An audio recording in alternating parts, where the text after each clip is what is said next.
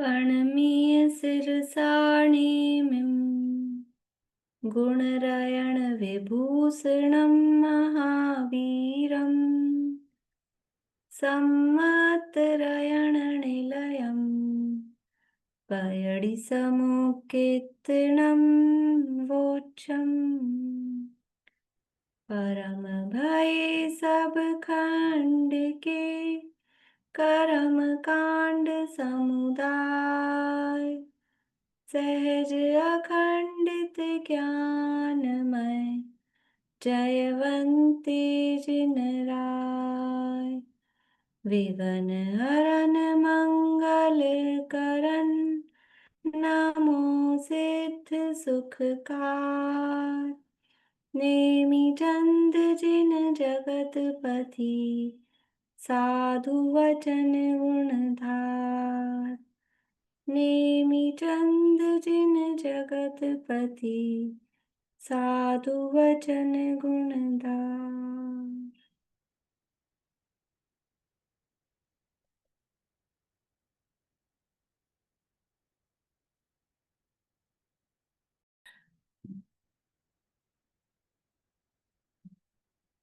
गोमटसारजी कर्मकांड नामक ग्रंथ है आचार्य श्री नेमिचंद सिद्धांत चक्रवर्ती द्वारा रचित। इसके अंतर्गत पहला प्रकृति समुत्कीर्तन अधिकार अपना चल रहा है, जिसमें मूल और उत्तर प्रकृतियों का स्वरूप अपन ने देखा और वो मूल और उत्तर प्रकृतियों के नाम सबको पूरे 148 याद करने हैं। तो अभी मतलब ज्ञानावर्ण दर्शनावर्ण के तो अब मैं जिनसे सुन रही हूँ लगभग याद होंगे ही, उसमें इतनी कठिनाई नहीं है। नामकरण की प्रकृतियां ही सुनेंगे और जिसका मुझे लगेगा उसकी पूरी भी सुन लेंगे, फिर मुझे लगेगा कि इनको है कच्चे हो सकते हैं ऐसा। बोलिए रेणु जी, नामकरण की सुनाइए। 93 प्रकृतियां हैं, 14 पिंड प्रकृतियां, 10 जोड़े वाली और 8 स्वतंत्र प्रकृतियां हैं। फिर 4 गति है, नरक गति, तिर्यंच गति, मनुष्य गति, देव गति, 5 जाति, 1 इंद्रिय, 2 इंद्रिय, 3 इंद्रिय, 4 इंद्रिय, पंचेंद्रिय। फिर शरीर, 5 शरीर, औदारिक, व्यक्रियक, आहारक, तेजस और कार्बन। फिर अंगोपांग, औदारिक, व्यक्रियक और आहारक। फिर बंधन, 5 बंधन है, जो शरीर है वही बंधन, उसी के नाम के बंधन है, और 5 संघात भी वही है। फिर संस्थान है, समचतुरस्र संस्थान, नग्रोध परिमंडल संस्थान, स्वाति संस्थान, कुब्जक संस्थान, वामन संस्थान, कुंडक संस्थान। फिर सहनन है, वज्र वृषभ नाराज सहनन, वज्र नाराज सहनन, नाराज सहनन, अर्ध नाराज सहनन, कीलक और अश्रम प्राप्ताश्रय पाटिका सहनन। फिर वर्ण है, 5 वर्ण है, काला, ब्लू, नीला, लाल, पीला और सफेद। फिर 2 गंध, सुगंध और दुर्गंध। फिर 5 रस है, खट्टा, मीठा, कड़वा, कसाइला और चरपरा। फिर 8 स्पर्श है, ठंडा, गरम, हल्का, भारी, रूखा, चिकना, कड़ा और नरम। फिर उसके बाद है अनुपूर्वी, 4 अनुपूर्वी है, नरक गत्यानुपूर्वी, तिर्यंच गत्यानुपूर्वी, मनुष्य गत्यानुपूर्वी और देव गत्यानुपूर्वी। फिर 2 विहायो गति है, अप्रशस्त विहायो गति और प्रशस्त विहायो गति। फिर 10 जोड़े वाली, त्रस स्थावर, बादर सूक्ष्म, पर्याप्त अपर्याप्त, प्रत्यक्ष साधारण, स्थिर अस्थिर, सुभग दुर्भग, शुभ अशुभ, सुस्वर दुस्वर, आदे अनादे, यशस कीर्ति अयशस कीर्ति। फिर 8 स्वतंत्र प्रकृतियां हैं, निर्माण और अगुरु लघु, उपघात, परघात, आतप, उद्योत, उच्छ्वास और तीर्थंकर। बढ़िया, बहुत अच्छा। पर आपने क्रम अभी वो तत्वार्थ सूत्र वाला ही सुनाया है, मतलब जो क्रम लिया ना आपने, शरीर के बाद अंगोपांग लिया और यहाँ भी पहले निर्माण लिया। ठीक है, कोई बात नहीं, फिर आगे जब पढ़ेंगे तो वो देख लेंगे। वैसे ही बोलिए कविता जी, पूरे सुनाइएगा। पूरी सुनाओ ना। पूरे सुनाइए। हाँ, वैसे तो कर्म एक ही प्रकार का है, लेकिन इसको 2 भागों में बांटा गया, नहीं नहीं द्रव्य। नहीं नहीं, ये सब नहीं, बस ज्ञानावरण से चालू कर दीजिए। ज्ञानावरण के 5 भेद है, जिसमें मति ज्ञान, शुद्ध ज्ञान, मने प्रिय ज्ञान, अवधि ज्ञान और केवल ज्ञान है। दर्शनावरण के भी ज्ञानावरण के 5 भेद में ज्ञान नहीं है। हाँ, अति ज्ञानावरण। मति ज्ञानावरण, शुद्ध ज्ञानावरण, अवधि ज्ञानावरण, मने प्रिय ज्ञानावरण, केवल ज्ञानावरण। उसके बाद में दर्शनावरण के 9 भेद है, जिसमें चक्षु, अचक्षु, अवधि दर्शन, केवल दर्शन और के अवधि, और फिर उसके बाद में निद्रा के 5 भागों में बांटा गया है, जिसे स्नायगिट्टी, प्रचला प्रचला, ध्यान। निद्रा स्त्यान। स्त्यान गृद्धि। स्त्यानगिट्टी, निद्रा हम्म। निद्रा, प्रचला प्रचला, प्रचला और निद्रा, इस तरह के। और फिर निद्रा उसके और वेद, प्रचला। कल भी किसी ने उल्टा बोला था ना। पहले अच्छा, निद्रा है फिर प्रचला है। निद्रा फिर ठीक है ना। प्रचला। फिर हम्म। वेदनी है, वेदनी के 2 है, सत्ता और असत्ता। फिर मोहिनी है, मोहिनी के 28 भेद है। और वैसे तो 28 भेद है, लेकिन इसको 2 भाग है, दर्शन मोहिनी और चारित्र मोहिनी है। दर्शन मोहिनी की दर्शन मोहिनियों के दर्शन मोहिनी की 3 है, मिथ्या, सम्यक मिथ्या, सम्यक प्रकृति है। और इसी प्रकार चारित्र मोहिनी की 16 तो बड़ी कषाय है और 9 छोटी कषाय है, जिसमें प्रत्याक, अनुबंधी और संजलन है। और इसकी कषाय रति अति इस तरीके से। और इससे नाम की आयु है, उसमें 4 भागों में बांटा गया है उसको, मनुष्य, तिर्यंच, नरक गति, त्रियंच गति, मनुष्य गति और देव गति। उसके बाद में देखिए, नाम की आयु के भेद बता रहे हैं और आप गति बोल रहे हैं। सॉरी, त्रियंच आयु, मनुष्य देव आयु, त्रियंच आयु, मनुष्य आयु, नरक आयु। हम्म। उसके बाद में है नाम की 93 है, जिसमें 14 तो पिंड प्रकृतियां हैं और स्वतंत्र प्रकृतियां 8 हैं और जोड़े वाली 10 हैं। उसके बाद में इसके पिंड प्रकृति को गति के 4 हैं, मनुष्य गति, तिर्यंच गति, देव गति और नरक गति है। ये इसे ना, अभी तो मैं सुन रही हूँ, लेकिन अगर नंबर देने होंगे तो मैं नंबर नहीं दूंगी इनमें आपको। यहाँ जो क्रम कहा है, ऐसे ही बच्चों की जैसे कुछ भी क्रम बोलेंगे, ऐसा नहीं है। क्रम क्या है अपने गतियों का? नरक, गति थी तिर्यंच, नरक गति, मनुष्य, तिर्यंच देव। गति, मनुष्य गति और देव हाँ, गति। क्रम का ध्यान रखना है। ठीक है। जाति को 5 भागों में बांटा गया है, 1 इंद्री, 2 इंद्री, 3 इंद्री, 4 इंद्री और 5 इंद्री। शरीर को 5 भागों में बांटा गया है, वैक्रियक, आहारक, तेजस, कारमान और औद्धारिक। उसके बाद में बंधन इसमें है, भी आपने क्रम गड़बड़ कर दिया है कोई। और बस औद्धारिक, बस आप तो नाम बोलिए और भेद बोलिए, वो वाक्य मत बनाइए, तो अपना टाइम बच जाएगा ना। वाक्य बनाने में टाइम मत लगाइए। अच्छा, बस बंधन, नाम। औद्धारिक, वैक्रिय, आरक, तेजस और कारमान। संघात को भी औद्धारिक, वैक्रिय, आरक और तेजस और कारमान। संस्थान को समचतुरस्र, न्योग्रोथ परिमंडल, उसके स्वास्थ्य, कुंभक, कुंभज और वामन और हुंडक। इस तरह से इसको 6 में अंगोपांग के 3 किए, औद्धारिक, वैक्रिय और आरक। उसके बाद में सैनन के समचतुरस्र, नहीं, सैनन के ब्रजराशिप, नारद सैनन, नारद सैनन, अर्धनारद सैनन, कीलक। और उसके बाद में कीलक के बाद में असप्रत फिर से बोलिए, असप्रत शुरू से बोलिए सैन। सैनन को ब्रज ऋषभ, नारद सैनन, ब्रज नारद सैनन, नारद सैनन, अर्धनारद सैनन, कीलक और असप्राप्तिका, असप्राप्ति सपाटिका, ठीक है। स्पर्श को 8 में है, गरम, ठंडा, रूखा, चिकना, हल्का, भारी, कठोर और कठोर और कोमल। उसके बाद में रस को 5 भाग में, खट्टा, मीठा, कषायला, चिरपरा और कड़वा। उसके बाद में वर्ण है, नहीं, उसके बाद गंध है, सुगंध और दुर्गंध। उसके बाद वर्ण, काला, नीला, पीला, सफेद। उसके बाद में एक अच्छा, रह गया, काला, पीला, नीला और सफेद और 4 लाल। ही है। हाँ। उसके बाद में अनुपूर्वी है, अनुपूर्वी को 4 में किया गया है। नरक अनुपूर्वी, नरक अनुपूर्वी, तिर्यंच अनुपूर्वी, मनुष्य अनुपूर्वी और देव अनुपूर्वी। विहंगो गति है, जिसमें प्रशस्त और अप्रशस्त है। उसके बाद में इसकी स्वतंत्र प्रकृति है, जिसको 8 भागों में बांटा गया है। आघुरु लघु, उपघात, परघात, आतप, आतप, उद्धोत, और उसके बाद उच्च उच्छ्वास और निर्माण और तीर्थंकर।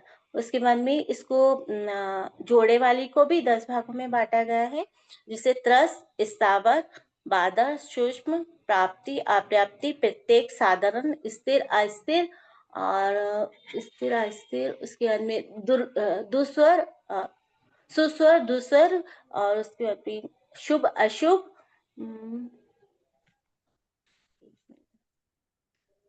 आदे अनादे, और यश अपयश, और एक रह गई है शुभ और अशुभ।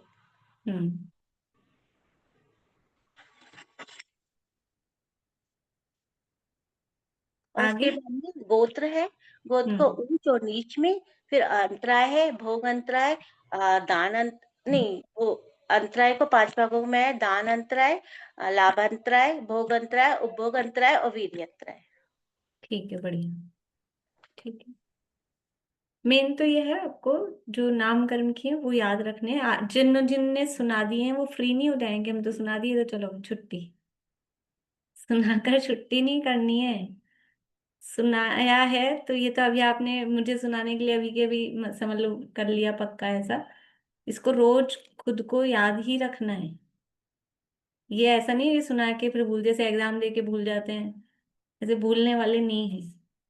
जो सुना चुके हैं, अब अपने पास इतना समय नहीं होता कि अपने मतलब 2 3 4 लोग तो हैं नहीं, इतने सारे लोग हैं रोज रोज सबसे सुन सकें, ऐसी पॉसिबल नहीं है। लेकिन खुद को ही अपनी जिम्मेदारी से वो याद रखना है, रिवाइज करते रहना है। और खुद को समझ नहीं आता तो किसी को भी पकड़ लीजिए और उसको सुनाइए। और ऐसा कोई नहीं मिलता है तो मोबाइल में रिकॉर्डिंग चालू करिए, खुद बोल दीजिए मुंह से, और फिर किताब में मिलाइए कि कहाँ गड़बड़ कर दी। दूसरे के पराधीन क्यों रहना, अपने पास सुविधाएं हैं। तो दूसरा कोई सुन रहा है नहीं सुन रहा है अपने से, तो ये खुद को खुद के चेक करने के लिए कर सकते हैं। ठीक है, पर याद रखना है, भूलना नहीं है।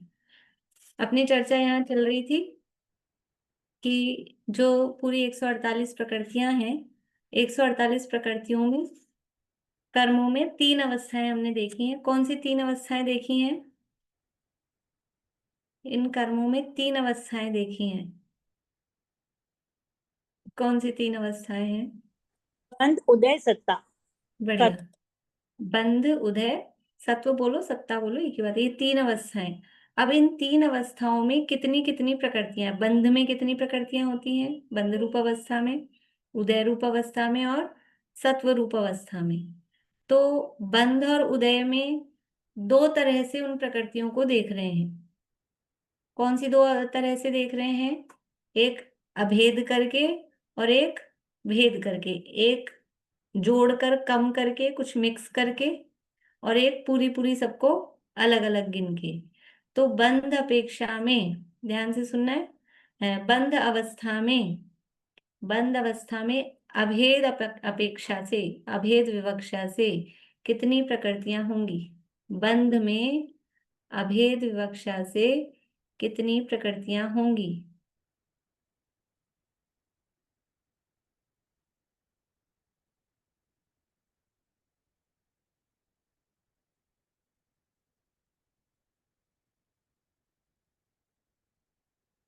बोलिए, किसको किया मैंने अनम्यूट? एक हाँ, 120। आवाज नहीं आई अच्छे से, फिर से बोलिए। 120, 120। 120 सही है इनका जवाब।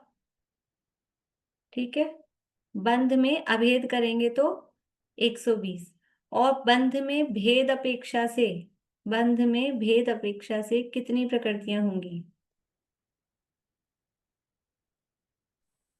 146। 146। 146 में कौन सी कम की है? दर्शन मोनिए की दो, दर्शन मोनिए की जो 2 है वो करी है, एक तो सम्यक और सम्यक मिथ्या। सम्यक और सम्यक मिथ्यात्व, केवल इन 2 को कम करेंगे, क्योंकि ये 2 तो बंधती ही नहीं है, तो हो जाएंगे 146। और जो 120 ली है उसमें कौन सी कम की है? 120 में कौन सी कम की है?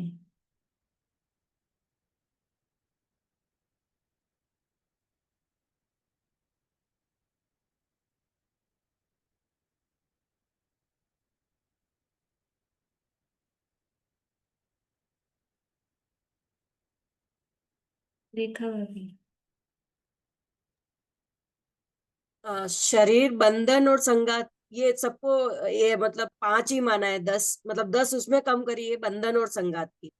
और इधर स्पर्श रस गंध वर्ण में एक एक ली है सबकी, तो उनकी 20 कम हो गई उनकी। 20 कम किए। जी 16 कम, 16 और 10 26 कम हुई ऐसे। 26 कम हुई, ठीक है। शरीर बंधन संघात की मिला के 15 होती हैं, तो 15 की जगह 5 ली हैं, तो 10 कम हो गई। और वर्ण चतुष्क की 20 होती हैं, तो 20 की जगह 4 ली हैं, तो 16 वो कम हो गई। तो 16 और 10 26, ये 26 कम की। और दो तो पहले से ही बंध में माइनस ही, दो तो परमानेंट ही माइनस है दर्शन मुनि की, तो वो दो वो, तो इस तरह से 148 में से 28 कम की। 148 में से, हाँ, 26 और 2 28 कम की, तो 120 प्रकृतियां अभेद अपेक्षा में बंध योग्य कहलाएंगी, ठीक है। अब उदय योग्य प्रकृतियां, उदय योग्य प्रकृतियां भेद अपेक्षा में कितनी हैं? भेद अपेक्षा में उदय योग्य प्रकृतियां कितनी हैं?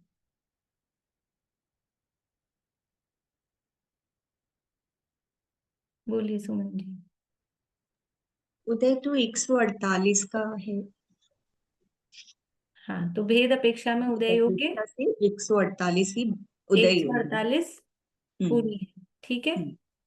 अभेद अपेक्षा में उदय योग्य कितनी है? अभेद अपेक्षा में उदय योग्य कितनी है? बोलिए अलका जी। 122 है। 122 कैसे होंगी? अ, इसमें ये अपना मिथ्यात्व के तो वो रहेंगे, और बंधन के वो उसके संघात के कम हो जाएंगे, वो उसमें से 5 आए। पहले आप नंबर बता दीजिए, कितने कम की हैं संख्या? संख्या तो 1 चलिए रुकिए, संख्या कितनी कम की है?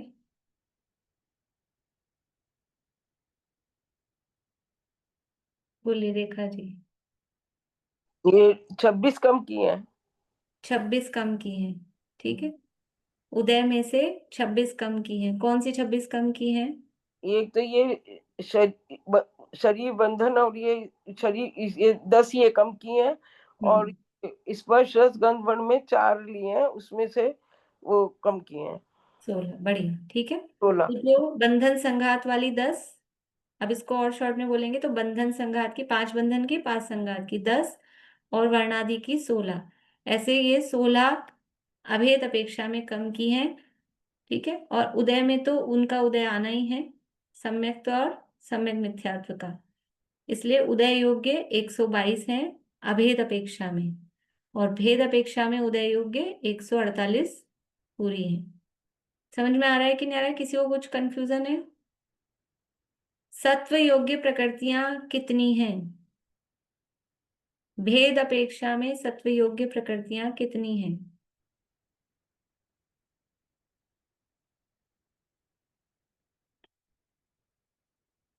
भेद अपेक्षा में, बोलिए अंकल।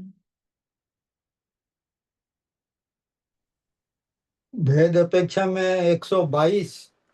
सत्व योग्य वैसे 100। तो वैसे तो 148 पूरी ऐसे सत्तानवे, वैसे नहीं बताना है, हम जो अपेक्षा पूछ रहे हैं वही आपको।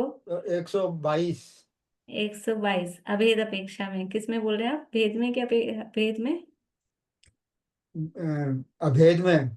अभेद में सत्व योग्य 122 सही है क्या जवाब?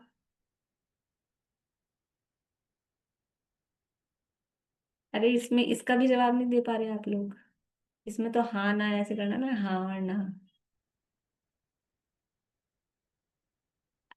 सत्व अपेक्षा में 122 प्रकृतियां किस अपेक्षा से बनेंगी? आशा आंटी। में तो पूरी 148 ही है ना। 122 कैसे मैं समझ, 148 कौन सी अपेक्षा में 148?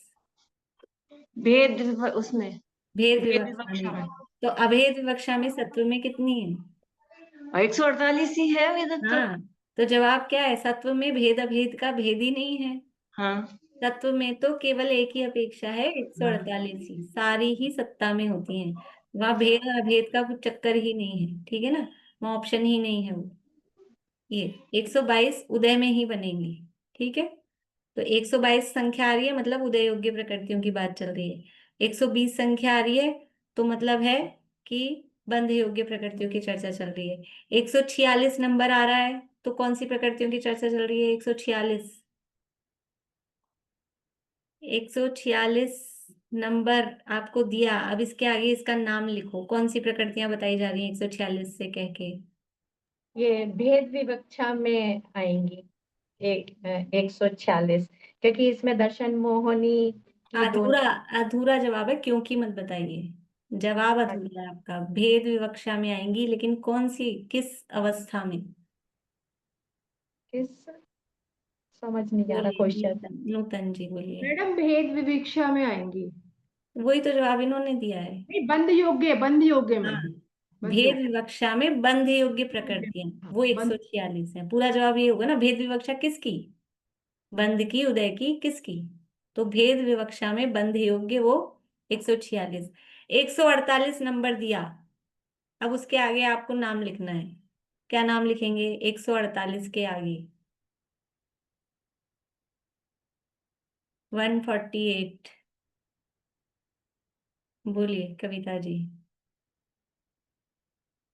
सत्ता की अपेक्षा से भेद और अभेद दोनों में 148 होती। ठीक है, उसमें आप भेद अभेद नहीं बोलना, सत्ता, सत्व रूप प्रकृतियां, ठीक है।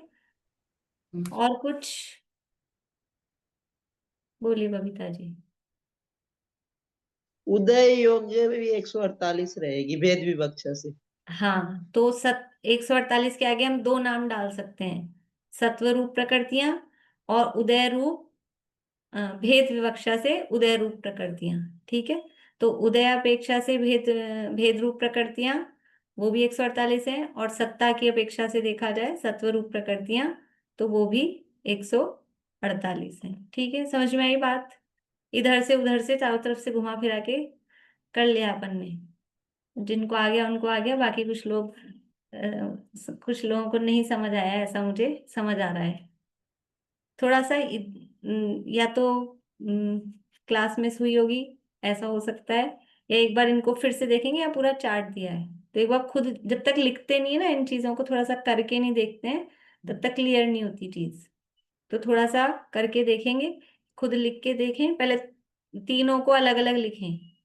बंध की भेद अपेक्षा, अभेद अपेक्षा, उदय की भेद और अभेद अपेक्षा, और फिर सत्व की प्रकृतियां, फिर उनमें कंपैरिजन करेंगे कौन सी कहाँ आ रही है, तो विषय स्पष्ट हो जाएगा। अभी अपन आगे बढ़ते हैं, नहीं तो ये थोड़ा फिर अधूरा रह जाएगा ना, तो फिर आगे 5 दिन तक गैप पड़ेगा। बोलिए। एक बार फिर से बता दीजिए ना, शॉर्टकट में, हम क्लास नहीं कर पाए थे नेट के चलते। हाँ, तो यहाँ दिया हुआ है, फिर बताती हूँ। बंध योग्य प्रकृतियां हैं, उदय योग्य प्रकृतियां हैं, सत्व योग्य प्रकृतियां हैं।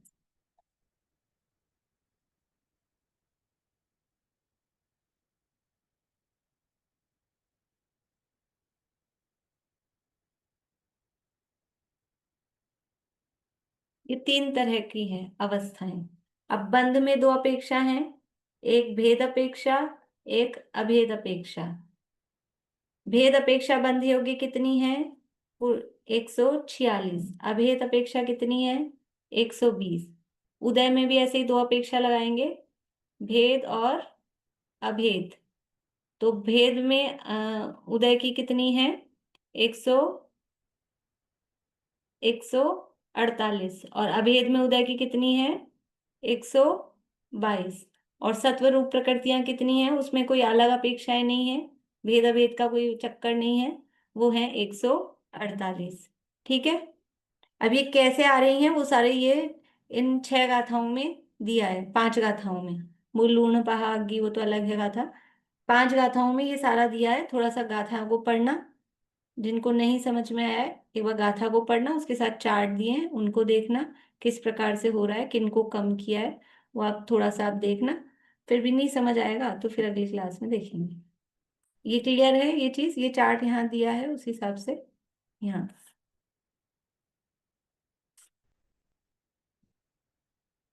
अभी देखिए आगे गाथा। अब यहाँ कर्मों के जो प्रकृतियां हैं उनको कुछ रूपों में विभाजित कर रहे हैं। तो सबसे पहले यहाँ पर कर्म के भेद कर रहे हैं उनके अनुभाग की अपेक्षा से।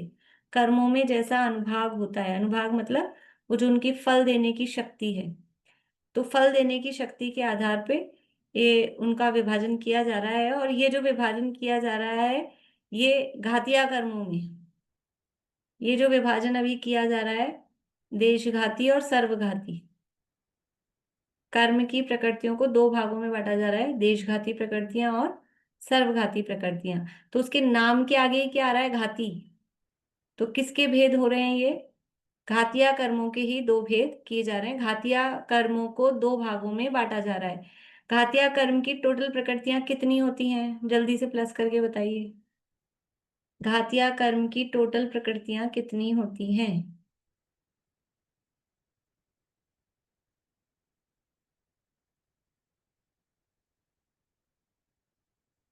बोलिए निशा जी। 44। 44। बोलिए प्रेमलता जी।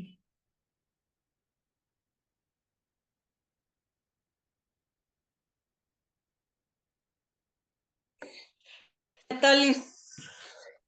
आवाज नहीं आई क्या? 47। हाँ 47 बोला था। दो तरह के जवाब हो गए अपने पास। किसके साथ है? 44 की 47? 47 होती है 5, 9, 28 और 5 घातिया कर्म की। अंतराय को जोड़ेंगे ना, ज्ञानावरण की 5, दर्शनावरण की 9, मोहिनी की 28 और अंतराय की 5, तो 47 प्रकृतियां होती हैं। इन 47 प्रकृतियों को दो भागों में बांट रहे हैं, कुछ हैं देशघाती, कुछ हैं सर्वघाती। इस तरह से दो भागों में बांट रहे हैं। तो सर्वघाती किसे कहते हैं और देशघाती किसे कहते हैं? पहले अपन गाथा पढ़ लें या पहले इसका अर्थ देख लेते हैं फिर गाथा पढ़ते हैं। कोई आगे पेज नंबर है अपना 56, इस पे स्लाइड दी है सर्वघाती देशघाती की। 56 नंबर पेज पे नीचे नीचे वाली स्लाइड देखिए। सर्वघाती किसे कहते हैं? अपने से प्रतिबद्ध जीव के गुण को पूर्ण रूप से घातने का जिसका स्वभाव है वह सर्वघाती कर्म है।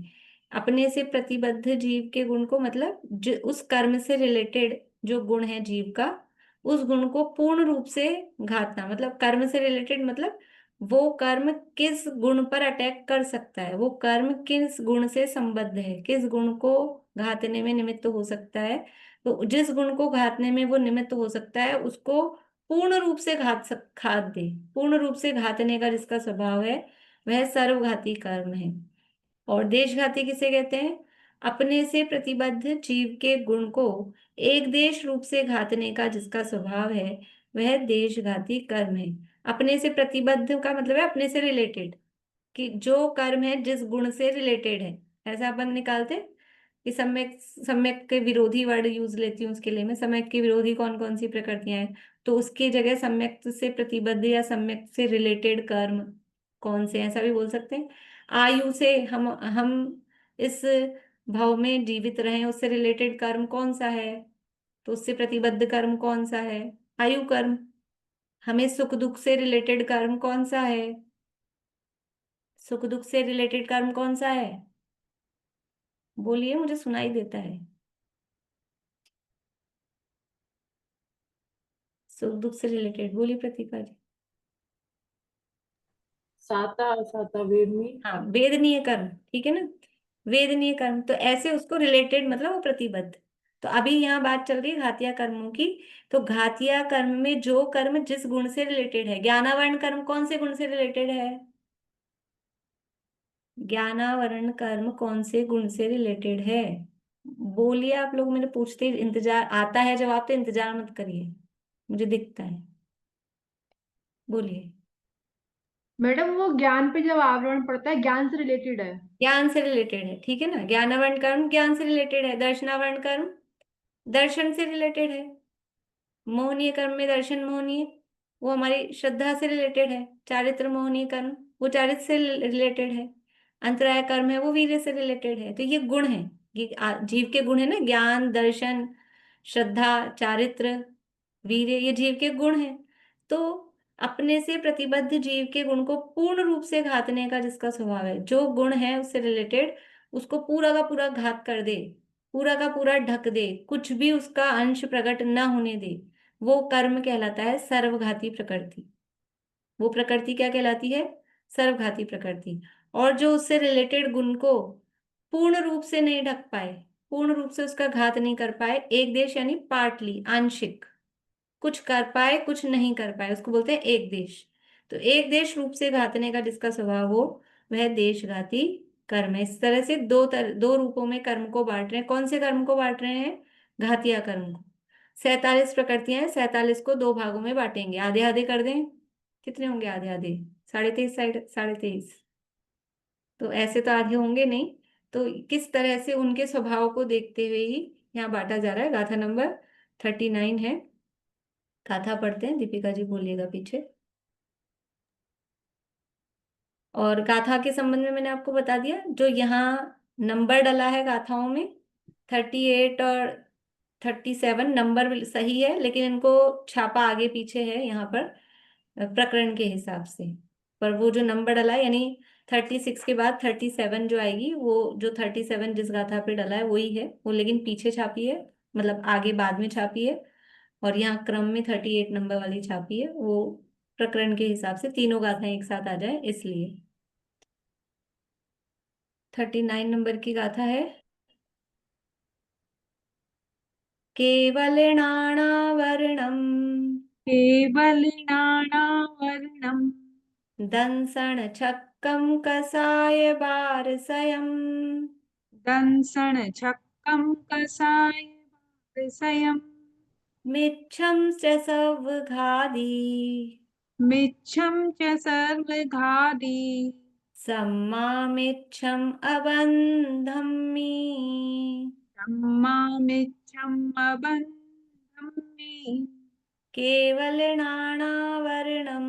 दंसण छक्कं कसाय बारसयम् मिच्छं च सवघादि सम्मामिच्छम् अबन्धम्मि। केवलनाणं दंसण छक्कं कसाय बारसयम् मिच्छं च सवघादि सम्मामिच्छम् अबन्धम्मि। सबसे पहले सर्वघाती प्रकृतियां यहाँ बता रहे हैं। अब यहाँ ये प्रकृतियां बता रहे हैं, तो इनको सीखने के लिए यहीं से अब आपको चालू हो गया।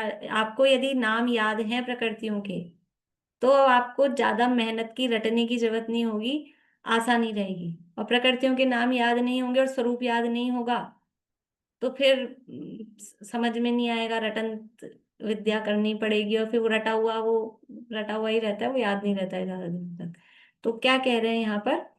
केवल नानावर्णम यानी केवल ज्ञानावरण। केवल ज्ञानावरण कौन सी प्रकृति है, कौन से कर्म की है? ज्ञानावरण की प्रकृति है, वो ले ली केवल ज्ञानावरण। फिर दूसरी ली है दंसण छक्कम, दर्शनावरण में 6, ज्ञानावरण में से एक ले ली केवल ज्ञानावरण, दर्शनावरण में से छक्कम, दर्शनावरण की 6, छक्का, छक्का होता है ना, प्राकृत का शब्द है छक्का, छक्का यानी 6 ली हैं। कौन सी 6 ली हैं अभी देखते हैं। कसाय 12 कषायों में से 12 कषाय, 12 कषाय, और मिच्छम यानी मिथ्यात्व, च यानी और, सवघाती यानी ये सर्वघाती हैं। केवल केवल ज्ञानावरण, दर्शनावरण की 6, 12 कषाय और मिथ्यात्व, ये सर्वघाती हैं। और सम्मा मिच्छम यानी सम्यक मिथ्यात्व, सम्यक मिथ्यात्व प्रकृति कौन से कर्म की है?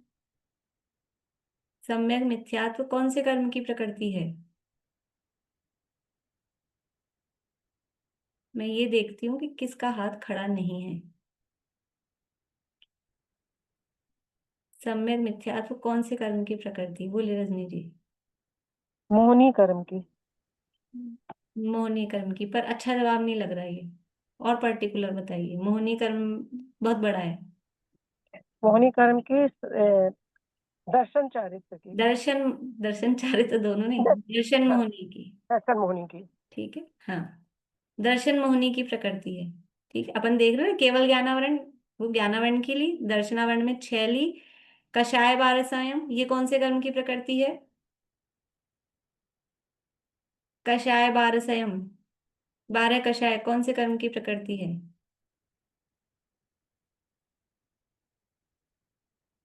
किसका नंबर नहीं आया आज? स्वाति जी बोलिए। दीदी चारित्र मोहनी की। चारित्र मोहनी की, ठीक है, तो ये चारित्र मोहनी में से ले लिया। और मिच्छम, ये मिथ्यात्व ले लिया दर्शन मोहनी में से। ये सब है सर्वघाती।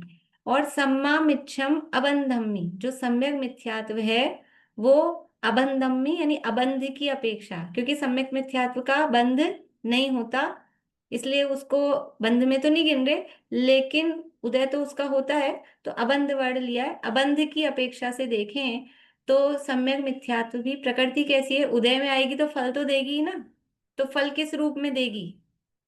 ये पहले ही हमने देख लिया, ये जो विभाजन हम कर रहे हैं किस अपेक्षा से कर रहे हैं? अनुभाग की, फल देने की अपेक्षा, कि वो आंशिक घात करके फल दे रही हैं कि पूरा घात करके फल दे रही हैं। तो फल देने की अपेक्षा, अनुभाग की अपेक्षा से विभाजन किया है देशघाती और सर्वघाती। तो सम्यक मिथ्यात्व फल देती है कि नहीं देती है? फल देती है, उदय में आती है, इसलिए उसको भी ले रहे हैं। सम्मा मिच्छम अबंधम्मी, अबंध अवस्था या अबंध अपेक्षा से सम्यक मिथ्यात्व प्रकृति भी कैसी प्रकृति है? वो भी सर्वघाती है। ये सर्वघाती प्रकृतियां यहाँ गिनाई है, तो कितनी हो गई? 1 केवल ज्ञानावरण, 6 दर्शनावरण की, 7 12 कषाय, 12 और 7 कितने हो गए? 19, 12 और 7 19, 1 मिथ्यात्व 20 और 1 सम्यक मिथ्यात्व। इस तरह से 21 प्रकृतियां सर्वघाती होती हैं। 21 प्रकृतियां सर्वघाती होती हैं। अब या तो आप नाम याद कर लो तरीके से, या गाथा याद कर लो, तो नाम याद हो जाएंगे। कौन कौन सी हैं? क्रम से देखना है, ये अपने को पता है, केवल 4 घातिया कर्मों में देखना है। तो 4 घातिया कर्मों में पहले ज्ञानावरण को उठाओ, ज्ञानावरण में से कौन सी सर्वघाती है जो उस गुण का पूरा घात कर देती है? वो है केवल ज्ञानावरण। दर्शनावरण में 6, अब वो 6 कौन सी हैं? पांचों की पांचों निद्राएं, 5 तो ले लेनी है निद्राएं, और 1 केवल दर्शनावरण। ठीक है, तो ये है 6। आगे दिया है, वो चार्ट दिया है बाद में। अभी यहाँ देख लेते हैं दर्शनावरण की, पहले तो मोटी मोटी याद हो गई अपने को। दर्शनावरण की 6, ठीक है। अब उन 6 में से 6 कौन कौन सी हैं? तो 6 को याद करना सरल है, एक तो पूरी की पांचों का बंडल एक साथ उठा लो, पांचों निद्राएं, उसमें से कुछ अपने को छोड़ना नहीं है। पांचों निद्राएं सर्वघाती हैं, पूरा का पूरा घात करती हैं। और एक है केवल दर्शनावरण, तो वो जो केवल ज्ञानावरण के साथ वाला। 4 प्रकार के दर्शन हैं, चक्षु दर्शनावरण, अचक्षु दर्शनावरण, अवधि दर्शनावरण, केवल दर्शनावरण। 4 प्रकार के तो ये दर्शनावरण थे, और 5 निद्राएं थी। तो उसमें से केवल दर्शनावरण 4 में से तो, और 5 निद्राएं, तो 5 और 1 6, ये दर्शनावरण की 6। अब मोहनीय में 2 भेद हैं, चारित्र मोहनीय और दर्शन मोहनीय और चारित्र मोहनीय। तो यहाँ पहले चारित्र मोहनीय को ले लिया, क्योंकि वो दर्शन मोहनीय की 2 तरह से बात करनी थी इसलिए। तो चारित्र मोहनीय की कुल प्रकृतियां कितनी हैं? टोटल नंबर ऑफ चारित्र मोहनीय, टोटल नंबर चारित्र मोहनीय का, निशा आंटी 25। 25 है टोटल, ठीक है। टोटल 25 है, उसको भी हम 2 भागों में बांटते हैं। 2 भागों में, कौन से 2 भागों में बांटते हैं पूर्णिमा आंटी? कसाय और अकसाय की अपेक्षा से कषाय और अकषाय, या और अपने शब्द 16 आ में। जाएंगे कसाय में, 9 कसाय कसाय में आ जाएंगे। हाँ, तो कषाय में है 16 कषाय, और वो 9 कषाय 9 है। तो 16 कषायों में से ले ली 12 कषाय। 16 जो कषाय हैं, उस 16 कषायों में से 12 कषाय ले ली। चारित्र मोहनी की 25 प्रकृतियां थी। 25 कैसे थी? 16 कषाय और 9 कषाय। तो भी 9 कषाय को अलग रखो, और 16 कषायों में से 12 कषायों को उठा लो। कौन सी 12 उठाएं? अनंतानुबंधी की 4, अप्रत्याख्यानावरण की 4, प्रत्याख्यानावरण की 4। अनंतानुबंधी क्रोधमान मायालोप, अप्रत्याख्यानावरण क्रोधमान मायालोप, प्रत्याख्यानावरण क्रोधमान मायालोप। ये 12 कषाएं सर्वघाती हैं। ठीक है, कितनी हो गई? ज्ञानावरण की 5 हो गई, दर्शनावरण की 6 हो गई, अभी चारित्र मोहिनी की 12। अब दर्शन मोहिनी की प्रकृतियां कितनी हैं? दर्शन मोहिनी की 3 है। उन 3 में से एक लिया मिथ्यात्व और एक लिया सम्यक मिथ्यात्व, तो दर्शन मोहिनी की 2 दर्शन मोहिनी की, 12 चारित्र मोहिनी की। मोहिनी की मिला के टोटल कितनी हो गई? 14 हो गई ना, 12 और 2। अब प्लस करो, ज्ञानावरण की 1, दर्शनावरण की कितनी? 6, 6 और 1 7, 7 और 14, 14 अपन ने इधर प्लस कर ली ना, 12 और 2 करो या 7 और 14 कर लो, तो कितनी हो गई है ये? 21। 21 प्रकृतियां सर्वघाती होती हैं। अब इसके अलावा जो बच गई वो देशघाती है, वो याद ही नहीं करनी पड़ेगी, वो अपने को याद ही है। एक याद कर लोगे आप और प्रकृतियों के नाम याद होंगे तो बाकी की उसमें से निकाल सकते हैं, है ना? कठिन तो नहीं लग रहा? ठीक है, फिर से अभी याद कर लेना, कोई दिक्कत वाली बात नहीं है। ज्ञानावरण में से किसको लिया? ज्ञानावरण में से केवल ज्ञानावरण। दर्शनावरण में से किसको लिया? 5 निद्रा और 1 केवल दर्शनावरण, ये 6। मोहनीय में, चारित्र मोहनीय में से किसको लिया? 12 कषाएं। कौन सी 12 कषाएं ली हैं? चारित्र मोहनीय में 12 कषाएं कौन सी ली हैं? बोलिए कुसुम जी अजमेरा। चार मिथ्यात्व, अनंतानुबंधी, प्रत्याख्यान, अप्रत्याख्यान, स्वजलन, ये कषाय। ये तो कषाय हैं, 12 कौन सी ली हैं? क्रोध मान माया लोभ, नहीं नहीं ये नहीं आएगा ये। रुक जाइए, रुक जाइए। 12 कषाय कौन सी ली हैं? बोलिए कुसुम जी। अनंतानुबंधी क्रोधमान मायालोभ, अप्रत्याख्यानावरण क्रोधमान मायालोभ, प्रत्याख्यानावरण क्रोधमान मायालोभ। बढ़िया, ये 12 12 कषाय, ठीक है। ये चारित्र मोहिनी में से 12 और दर्शन मोहिनी में से क्या लिया है? दर्शन मोहिनी में से बोली विनीता आंटी।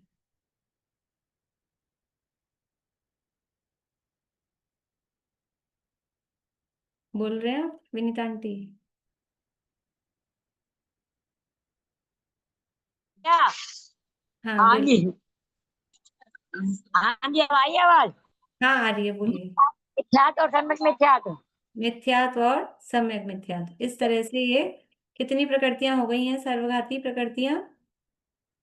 21 प्रकृतियां सर्वघाती हैं, ठीक है। अब देशघाती गाथा पढ़ते हैं, 40 नंबर की गाथा है, देशघाती प्रकृतियां। बोलिएगा सुमन जी। नाणावर नाणावरण चौकम, नानावरणचौकम्, तिदंसनं सम्मगं च संजलनम्, तिदंसनं समग्गं च समग्गम नहीं है, संजलनम्, समग्गम नहीं है, सम्मगम, सम्मगं सम्मगं सम्मगम, सम्मगं च संजलनम्। सम्मग्गम च संजलनम्, हाँ। नाणावरण चौकम, तिदंसनं सम्मगं च संजलनम्। नानावरणचौकम्, तिदंसनं सम्मग्गं च संजलनम्। नवणोकसाय विघ्घं, 26 आदेश घादियो, नवणोकसाय विघ्घं, 26 आदेश घादियो। इसका अर्थ बाद में करेंगे, पहले अभी आप लोग बताएंगे। टाइम अपने पास बचा है केवल 2 मिनट, लेकिन जल्दी जल्दी आप लोग बता देंगे तो हो जाएगा, ताकि 5 दिन में आप याद कर सकें, रिवाइज कर सकें, फिर नेक्स्ट क्लास में अपन रिवीजन कर लेंगे। ये अपन ने ली थी अभी सर्वघाती, ये अपन ले रहे हैं अब देशघाती।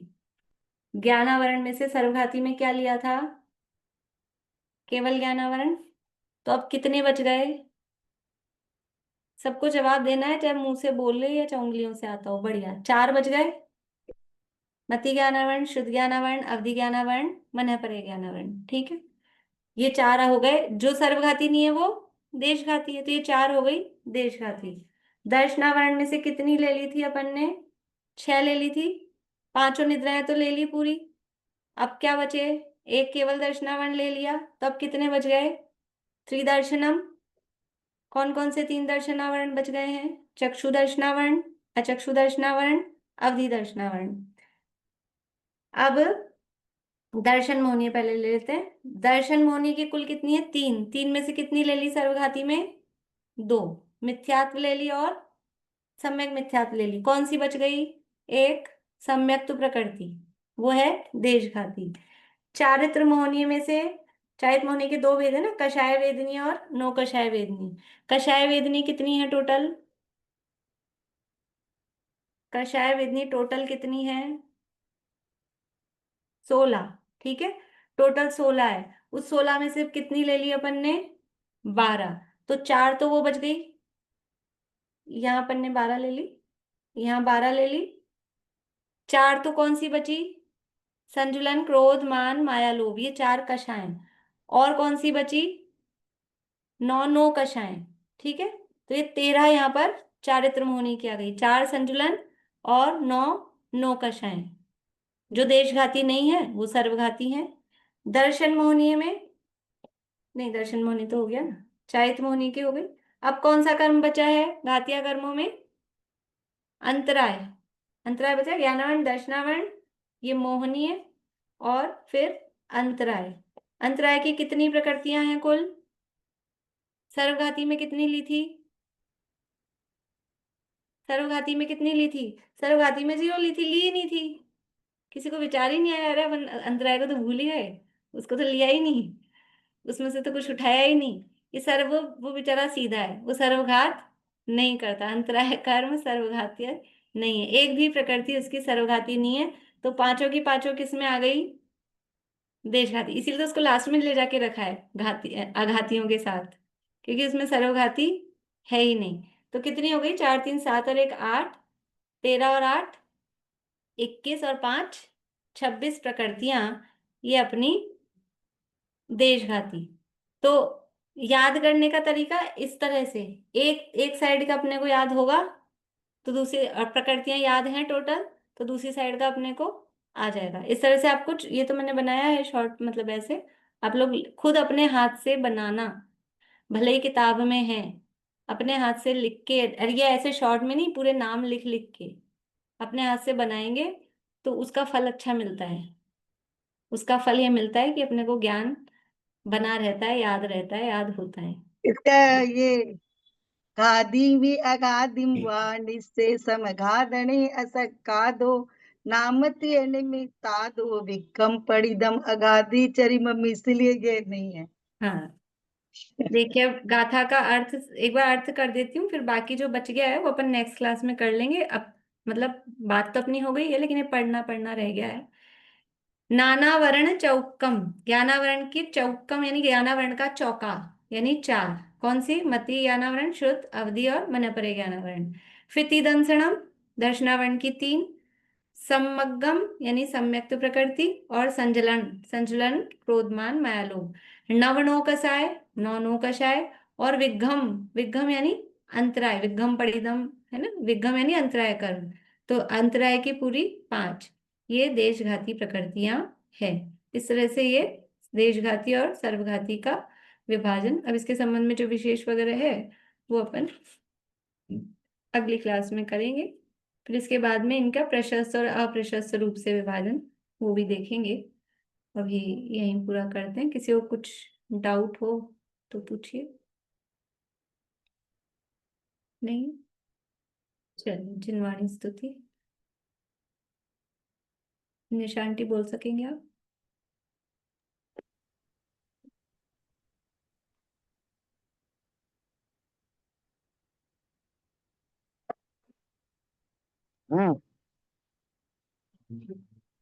क्षण क्षण कसायों के प्रसंग ही बने जहाँ, मोही जनों के संग में सुख शांति हो कहाँ। जग संगति से तो बड़े दुखमय भ्रमण फेरी, निर्ग्रंथता की भावना अब हो सफल मेरी। बीते अहो आराधना में हर घड़ी मेरी।